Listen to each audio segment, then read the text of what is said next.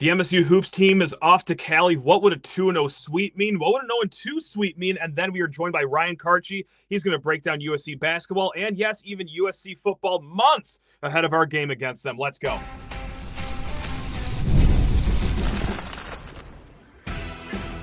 You are Locked On Spartans, your daily podcast on the Michigan State Spartans, part of the Locked On Podcast Network, your team every day.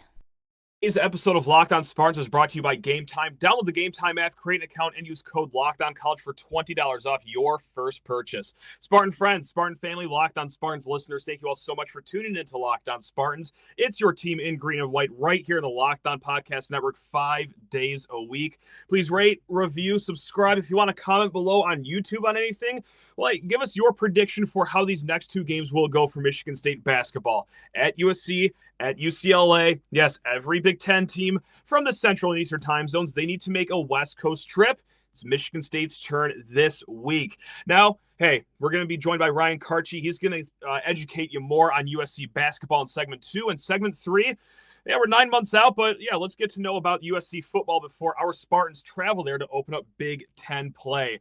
Let's get into, these next two games right now, because when we're talking about this West Coast trip on Locked On Spartans, I'm seeing a lot of it on Twitter, a lot of it in just conversations with friends. It's kind of presumed hey, you know what? I would take a split. I can see that I'm absolutely splitting these two. It's going to be two good games, two road. You guys get what I mean, right? But why are we just pigeonholing ourselves to just settling or just expecting a 1-on-1 road trip out west in California? Now, what would happen? Dream with me, everyone. Dream with me. If this team, did come back with 2 more wins and then kept this win streak growing up to 15 straight victories. Well, it wouldn't just get the haters and the naysayers off your back, or everyone saying, they just beat really bad teams in the Big Ten, and that's why they haven't lost since Thanksgiving. I mean, it would legitimize you even further, because both USC and UCLA, they're fine teams. I'm not saying that, you can sharpen them in for San Antonio. They're one of the best teams in the nation, but both teams are top 75 in offensive and defensive efficiency. USC, 49th in offensive efficiency, 72nd in defensive efficiency. We'll get more into the nitty-gritty with Ryan Kartje about USC in a little bit. UCLA, even better, 48th offensive, 19th best in the nation at defensive efficiency. And no, a 2-0 sweep wouldn't just mean celebrating Tom Izzo becoming the all-time Big Ten wins leader, surpassing Bobby Knight. Well, that would be a lot of fun. Right now, just in the microscope, it's tournament and Big Ten implications. And yes, as the calendar flips to February, we could worry about Big Ten implications for the first time in a while, but we're also worried about tournament implications, but not for the reason that it has been the last few years of if we're going to even make the tournament or not. No. It's actually fun implications. Are we going to get a 2 seed? Can you get some wins and really lock yourself into a top 3 seed? Because, again, guys, this would be 2 really strong wins.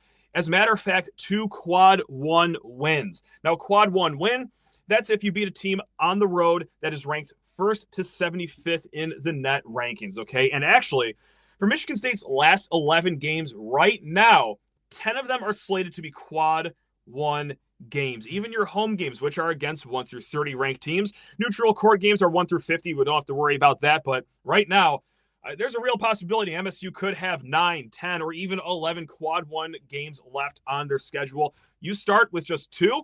Hey, that's going to take you far when it comes to the Selection Sunday bonanza that we are going to enjoy for the first time in years and not, just damn near die of a heart attack. It's going to be great. But what would a 2-0 sweep mean out of the West Coast for Big Ten Big Ten title implications? Well, it gives you a great cushion with 9 games left in the season. And we've been talking the last few shows, 15-5 is probably maybe most likely going to be the record that wins the conference. But let's just say it's 16-4. Let's just crank it up one more level to the extreme.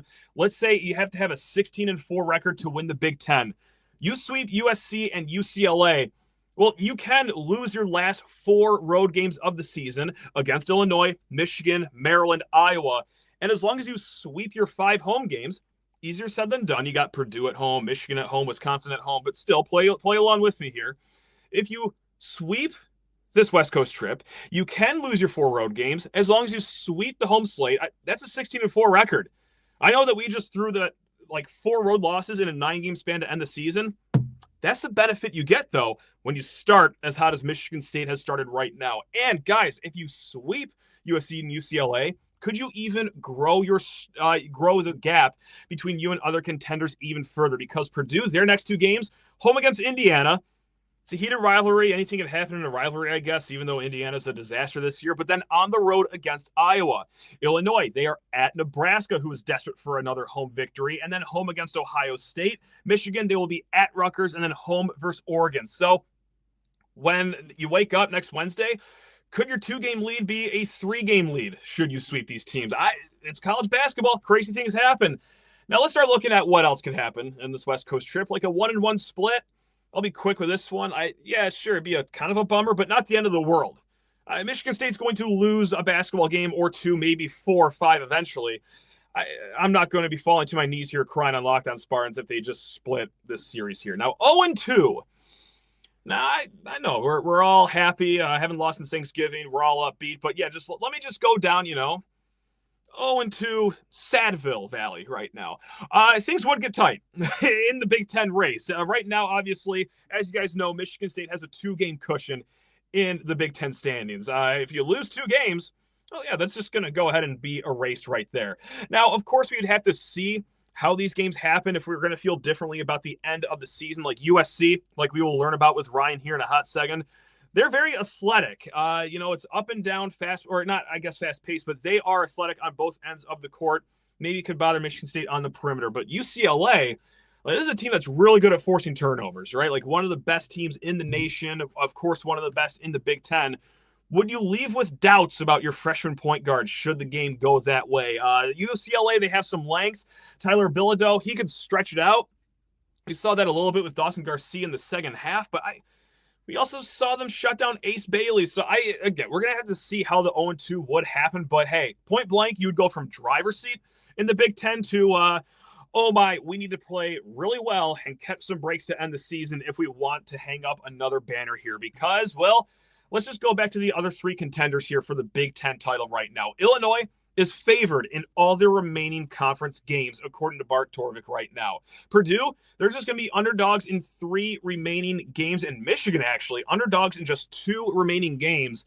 Now, Michigan is interesting because even the ones they're favored in, it's by like a point or 2 points in many cases. So, nevertheless, we saw our easy patch of the Big Ten schedule just go by in the month of January. It's going to be easier for the other teams here. So, yeah, you're going to want to at least pick up 1 win. And hey, who could possibly complain with 2 wins here on this West Coast trip? Now, when it comes to going out west, we got a few questions along the lines of this over at lockedonspartans@gmail.com. We addressed it earlier this week. Just what is it going to be like going out west for this team? Should there be worries the same way there are for, when football teams go out west or when pro teams go on their West Coast swings, of course? And we said, you know what? Like, maybe not, because when pro teams do it, they're out there for 2 weeks at a time, it seems like. Football, it's not just a different atmosphere as far as, the hostility of the other fan base. Like, quite literally, the weather is also some reason why, teams can falter, like our Michigan State Spartans in the oven back at Arizona State a few years ago. But let's just keep it basketball right now. It's going to be the same weather inside these climate-controlled buildings. So what we did, and it's a small sample size, I took the teams from the East and Central time zones of the Big Ten, and how have they done in their West Coast trips so far? There actually haven't been a lot of teams that have done their West Coast trip yet. It was just 6 teams. Overall, teams that have done their West Coast swing are 7-5 overall, so that might give you a little bit of optimism if you're a Michigan State fan. Now, teams that have done the Oregon-Washington loop, they're 4-2 overall against the Ducks and the Huskies. Maryland went 0-2. Illinois went 2-0, blew out Oregon. And then Purdue also went 2-0 on their West Coast trip to Oregon and Washington. But for teams that have done this USC-UCLA trip, 3-3 overall. Michigan, they went 2-0. Their length really bothered USC in their matchup. Iowa went 0-2, and Wisconsin went 1-1. That's a long way of saying, that's a lot of numbers to say that it's a small sample size. There's no perfect storm. But right now, as things stand, East and Central teams are above 500 in their West Coast swing. So, hey, we're going to find out what this team is made out of here. It's going to be a big road trip here. And I'm equal parts excited and scared. So let's get to know a little bit more about USC, not just basketball, guys, but also stick around the third segment for football because that's going to be a big Big Ten opener here. But first, you need to talk your ears off about Gametime. That's right, the greatest ticketing app out there. When I was over at Breslin Center, that's right, on Tuesday to watch our Spartans play the Gophers, yeah, it was Gametime. And you know what my favorite part about Gametime is? You probably know it because I talk about it all the time. It's the money they save you. Now, let's say you're a planner. You know that you're going to go to this Oregon game here in a few weeks at Breslin Center.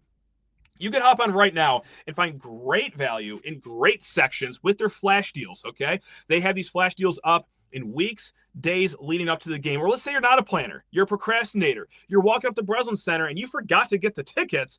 Well, just open up your phone because their last-minute ticket deals are also going to save you a great bundle of money in great sections just because they're the greatest ticketing app out there. They also want to save you money right off the bat, guys. Take the guesswork out of buying tickets with Gametime because when you download the Gametime app, create an account, when you use promo code LOCKEDONCollege, that's all one word, LOCKEDONCollege, you're going to get $20 off your first purchase. Terms apply. Again, create an account and redeem code LOCKEDONCollege for $20 off. Download Gametime today. It's last-minute tickets, lowest prices guaranteed. He's coming to us from a land of sunshine and palm trees, a.k.a. Big Ten country. Ryan Kartje, beat reporter for USC at the LA Times. Ryan, how on earth are we doing over there? We are hanging in there. It's been a weird month for LA, but we emerged like a phoenix from the ashes. Not literally, I guess. I love that. And look, we're going to get into this Saturday's basketball game. We're going to take a little peek ahead at a game happening months from now, Michigan State versus USC on the football field. But look, we just spent the first segment on this show talking about what a win against USC and also going, 2-0 on this West Coast swing would mean for Michigan State, obviously keeping pace in the Big Ten race. It would legitimize this team to all the haters and the naysayers that say MSU is just beating bad teams. But for USC, what would a win mean for Eric Musselman's squad right now? It would be huge at this point. They really had an opportunity against UCLA to solidify that this team was kind of heading in the right direction. And that game was within reach, throughout that second half. And, USC has had some issues closing out games and also even starting games at home. Okay. And, they've actually been a lot better on the road than at home. So, I do think, in a game like this where, I think it'll be a pretty decent crowd at Galen Center, they really need to start strong. They need to finish strong. And I think beating a team like Michigan State would sort of send a message that, maybe this team can compete for an NCAA tournament spot. But right now, they are kind of trending towards the wrong side of the bubble, but, ton of time. And with games like this, you can make a statement. I'm fascinated to know your answer to this next question because I truly have no idea what it could be. And that is what is the temperature in the room amongst the fan base here in year one under Eric Musselman? Because right now, 12-8 overall, you just said maybe on the wrong side of the bubble. They are 4-5 in conference play. However, they had one guy from last year's team sticking around. Everyone else is either a transfer or a freshman. But then again, just like you mentioned, it's been tough at home. You guys are 1-4 at home in conference play. But then again, you have arguably, maybe not even arguably, the best win in the Big Ten right now, a 10-point win at Illinois. How's everyone feeling right now about year one? Is it just this is what we expected? Is it better? Is it worse? I truly have no idea what to expect here. Well, I think first we have to start with the fact that the passion with USC basketball has always kind of been lacking a little bit relative to the football program. So it's always kind of been an uphill climb for anyone who's been coaching in that spot, just sort of, clinging on to some excitement and, ramping up the passion and, getting great players in the building. There have been really good players in the building, especially under Andy Enfield. But to your point, it was a really difficult task for Eric Musselman. Takes over a team that literally, like you said, had one returner, and that returner is playing a couple minutes a game. Yeah. So they essentially built this entire team by putting all the coaches in one house for a month and just having them work all day, wow. Morning to night. They build this team, and I'll give Eric Musselman credit. He knew from the beginning where the team's struggles were going to be. He said, we don't really have a true point guard. We're going to rely on Desmond Claude to have a great season, which he actually has delivered in large part on that. And also, we don't have a traditional big man or any sort of rim protection. to speak of, and that has bared out throughout the season. So he tried to, and I think he anticipated these issues. So I don't think this is a huge surprise to him. Mm-hmm. But I wouldn't say that the Muss Bus has sort of burst out of the gate in the way that maybe he hoped. But that said, I think he's shown some signs that he's able to, make adjustments midseason. He hasn't been afraid to make lineup changes. That they have a guy, Wesley Yates, freshman guard, who beginning of the season, he was kind of in the doghouse with Eric Musselman. An injury happens to Terrence Williams, previously of Michigan, and Wesley Yates is kind of thrust into the starting lineup and has been amazing. He's maybe been their second best player behind Desmond Claude since he entered the lineup. So he a lot of balls are in the air kind of right now at USC, and there were a lot of variables that they had to deal with anyway. So I think, considering what was ahead, I think it's been a decent, maybe not great start to the Muss era. So where is the strength in this team then? Because just like you said, there's not really like a ball handling guard. There's not really like your bona fide big man that you have. Is it just pure raw athleticism, or when things are going great for USC, what is happening to them? Why are they beating teams? Yeah, going back to roster construction, Musselman builds the team kind of like his old Arkansas and Nevada teams, in that, a ton of size at the wing spot, basically a roster full of guys who are 6'5" to 6'9". And that's what he has. I think they have 10 players or something in that size range. Yeah. So, through that, I think, defensively, like when they're engaged, that group can really lock down an offense. And I think, they have the athleticism to drive to the hoop on offense too. Desmond Claude, like I mentioned, has kind of been unreal in doing that. Not so much a shooter from outside as he is someone who can create off the dribble. But so I think, the team is still kind of trying to figure that out. Okay.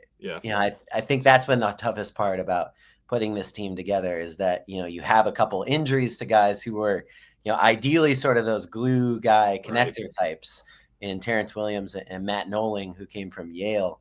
Those are two of the top 6 players in their rotation. And now they don't really they're kind of scrambling to find that. And it's really, ultimately, it's kind of boiled down to, is Desmond Claude playing amazing? Because when he is, they will compete with anyone, like they did against Illinois. So they really need that second guy to step up and kind of take a little bit of the pressure off of Claude. And sometimes that's been Wesley Yates. Sometimes it's been other guys, but they're still kind of trying to figure all that out. And this is a Midwest purebred Big Ten fan question here, because I've grown up, everyone listening to this has grown up with physical Big Ten basketball. How about you fancy schmancy West Coast people? Like, do you think this is a physical team? Can they hang with, the style of Big Ten play? Or can you actually see a contrast from where they used to be in years past to where they are right now? The funny thing is, I actually think sort of the attitude of both Eric Musselman and Mick Cronin's teams are very Big Ten. Right. Especially Cronin. I mean, he's classic Big Ten archetype, I feel like. But Musselman, I think, like, generally, yes, it sort of fits into that mold. Versus, they're not taking a ton of threes. He even said the last game, like, people would probably argue we should take more. Our own stats people would say that. But they're driving a lot. They're hitting from the mid range. Like, this is straight out of the 90s at certain points. But the one difference is that, and it's proven to be the biggest problem this team has had all year, is just it just doesn't have that big man that can both create offensively and also offer any sort of rim protection. Currently, their best big man has been Rashawn Agee, who previously played at Bowling Green, and people describe him as between 6'5" and 6. He's listed as 6'8". No one seems to agree that he's 6'8" even on the team. Okay. But I think at one point one of their wings called him like 6'3". Like, we have a 6'3" center. That's nice. Okay. Honestly, I kind of want to write about, like, how tall is this guy really? But, no, but that's their best big man right now. So, Michigan comes in with 2 7-footers and just completely discombobulated their defense. So, Michigan State has some size, in its lineup, can play with that. So I do think, if I'm Tom Izzo here, I'm kind of leaning into that.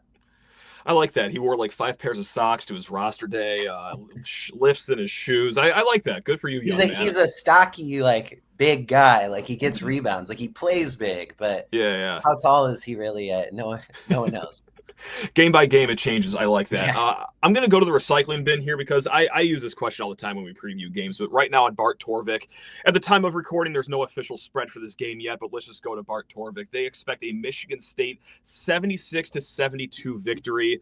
Does that sound about right for you? Do you have a lean in this game yet? Because to me, I actually, oddly enough, do expect the Michigan State win, and I do think it will be close. I'm going to match what the computers say. I'm just going to be boring. I'm sorry. Are you going to add more spice to this, or where are you at, Ryan? That I'm going to be boring as well. That feels like the right line in this game. Now, that's not to say that USC can't win. I think, of course, yeah. But, I think, like I said, that's going to require, Desmond Claude's going to have a big game, and Eric Musselman kind of called him out after the last game. Okay. He only took 7 shots. Maybe we see him kind of come out very aggressive. And Rashawn Agee, I mentioned, like, if he's able to just somehow lock down the paint in a way that they haven't before. Maybe that stops Michigan State's size. But I would lean Michigan State in this game with the caveat. Again, very boring. With the caveat that USC will keep it close. I don't think they're going to get blown out by any means. Okay. Switching it to the football field, because why not? It's only about 9 months till kickoff for this game, but Michigan State's Big Ten opener will be on the road at USC, of course. And I'm going to go back in time about 10 minutes ago and ask you the same question I did for basketball. What is the temperature in the room for USC football, for Lincoln Riley? I think I know where this is going to go, but I'm dying to hear from you, Ryan, because that's a passionate football fan base over there. The temperature is much higher. I figured. Okay. Right. Now, I do think the last couple weeks, I think it's lowered a little bit, if only because it seems like, USC has kind of made moves in order to fortify its personnel operation. That was kind of a mess before. Just hadn't really adapted with, the evolving college football landscape. So they pay Chad Bowden from Notre Dame's general manager. They pay him $1 million a year to come out and be the GM at 30 years old. Pretty good gig. Jeez, not bad. Yeah, and they've totally revamped that department, and I think that's kind of got fans thinking like, oh, they're really taking it seriously. Now, when we come to the actual season, the temperature is going to be very high on Lincoln Riley this year. And unless they just really knock it out of the park with the spring portal, and maybe they do, this team has a lot of holes. And I think they're going to, it's going to require, again, kind of the same issue from last year, in that there are a lot of variables, a lot of things we don't know if like guys will take another step forward. I do think the defense will probably be even better. The question is on offense, which is the ironic part of a Lincoln Riley team. But I would say there's no certainty at quarterback right now. Jaden Mayava, who finished the season as the starter, was pretty erratic. And, you hear things about whether that confidence is really that solid. There's still a lot of time to determine that. So it's really hard to say for sure, but they enter into the offseason with him as the starter. But Houston Longstreet, their 5-star freshman, is kind of lingering close behind. You hear great stuff about his development. Granted, you always hear great stuff about the freshman star quarterback coming in, but it may be sooner rather than later that he sort of takes over. But a lot of questions, a lot of uncertainty surrounding Lincoln Riley. I think now his buyout is still very large, and we don't know what it is for sure. But considering the landscape of college football that we're entering into, in which budgets are going to be stretched pretty tight, especially in these first couple of years of revenue sharing, all of these factors play into how safe Lincoln Riley is. So again, still a lot of time. We'll see what the team looks like in the spring, but I have a lot of questions, and I have a hard time seeing the schedule next year and thinking oh, this is a team that's going to compete for the playoff. I like the way this is going right now. I'm not going to, just go ahead and predict a Michigan State win at USC, but hey, holes in the roster, uncertainty at quarterback. That's what I'm talking about. That's new music to my ears. Now, last year, Lincoln Riley tried to get Aiden Childs out of the portal, even after the commitment to Michigan State. That was a whole to-do last year. Based on what we're hearing out of the quarterback room, like, is Aiden Childs going to get another phone call from the LA area code, or what's going on? Are we safe over here on our end? Is this something we got to lose sleep on, Ryan? Can you call Lincoln right now and get his confirmation on this? Because I like our quarterback. I would never rule it out. I mean, Lincoln Riley has said he's confident in the room that he has, but fortunately, Lincoln Riley has never misled media before. So no, certainly not. You trust him on that.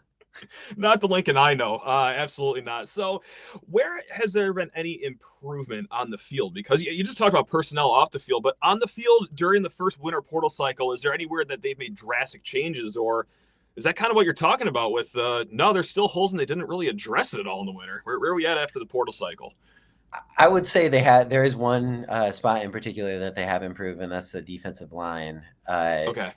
Now you add, a lot of heft in the interior, and that was something that was really missing from this team before. And you bring in Keyshawn Silvers, former 5-star guy from Kentucky, and Jarrett, who was on Georgia's team, was in the rotation in the interior. So now it's a classic portal case of, are these guys as good as their recruiting profiles suggested, or were they just not good enough at these good teams, so they came to USC? There's been a lot of situations like that with USC in the portal. So we kind of still have to wait and see. But honestly, probably the most important move that they've had in this offseason was re-signing Danton Lynn, the defensive coordinator. Was the number one target at Penn State, would have gone there if, was kind of the target before Jim Knowles from Ohio State. So a lot of people think very highly of him, and, they signed him to a multi-year contract extension. And the progress that he made on a defense that was very much lacking in talent at a lot of positions, pretty impressive. And I think, we'll probably see that take a step forward, even though I'm not even sure the talent is that much better. But one guy, too, I should mention on the defensive line that's kind of improved things. Jakeem Stewart, the 5-star freshman, comes in. The expectation is that he's going to, make an impact right away. At least that's been the word out of USC. So his film is insane. But he's only also played 12 games of high school football. So wow. It's a very interesting case in terms of, very talented football players, but he reclassified, and there's a lot of questions surrounding that. I'm sure we'll be talking about it a lot heading into spring. Man, so just want to leave you with one last question here. Like, what is success for USC then? Is it just simply college football playoff, or it's a total, complete, utter failure, or is there any gray area between making the playoff and missing it, in your opinion? I'm not usually someone who says like, a season is a total failure if you don't make it to the highest point. Right. That said, here we go. I think at the very least that they need to be like in contention for the playoff. This year they were out of it with, a month, 6 weeks left to go. So that's not going to fly, I don't think, this year. Things can, this is a fan base that sort of teeters on the brink at all times. So if things start to go poorly and people start to rebel, the donations to athletic departments are very important these days. A little bit. Money. So if the rich folks decide that they want something done, then you never know. So I think being in contention for the playoff, whatever that means, I think would be a success. But even that's kind of a tepid success with that. I think being in the playoff is really the ultimate goal. Ryan, can't thank you enough for all your time, your insight. Anything you want to plug here before we let you go and enjoy your rest of the weekend coming up here before Trojans, Spartans this weekend? Can't wait. Nothing left to plug. If you do want to get to know someone on USC's roster a little bit, kind of a good story before this game Saturday. Just wrote something about St. Thomas. He's one of their kind of most versatile weapons on the team. He dealt with a lot of depression and had like a very interesting mental health journey. Played at Loyola originally and then played basketball and then came back. So check that story out, latimes.com, if you get a chance. That'll be awesome. And guys, after the game, we will be joined by Anthony Ianni for the post-game show, win or lose. Oh, God. I'm actually starting to get scared now because that's the next episode, and that means the game's coming up. I want this team to keep winning, so hopefully it keeps happening. Win or lose, we will be back sometime Saturday night. But until then, guys, Ryan, you included, love you all. Go Green.